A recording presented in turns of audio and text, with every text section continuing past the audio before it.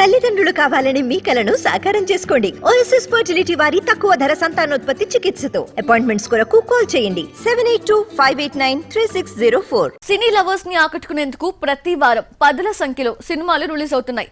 వివిధ ప్లాట్ఫామ్స్ లో స్ట్రీమింగ్ కూడా అవుతున్నాయి. కానీ కొన్ని మాత్రమే అద్దరు కొడుతున్నాయి.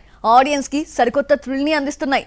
తాజాగా రిలీజ్ అయిన ఓ వెబ్ సిరీస్ ఇప్పుడు ఇదే విషయాన్ని మరోసారి ప్రూవ్ చేస్తోంది. 14 భాషల్లో దుమ్ము రేపుతోంది. Bollywood versatile director Sanjay Leela Bhansali తెరకెక్కించిన latest web series Heeramandi the diamond Bazar.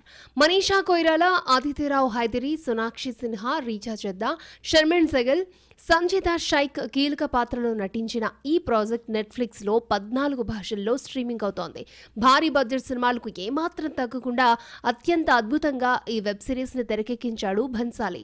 భారతదేశానికి స్వాతంత్ర్యం రావడానికి ముందు బ్రిటిష్ పాలనలో వేశ్యల పాత్ర ఏ విధంగా ఉండేది, హీరామండి అనే ప్రాంతాన్ని శాసించడం కోసం వేశ్యల మధ్య జరిగిన పోరాటం ఏంటి, అది స్వతంత్ర ఉద్యమంలో ఏ విధంగా కీ రోల్ పోషించింది అన్నది ఈ వెబ్ సిరీస్ అసలు కదా.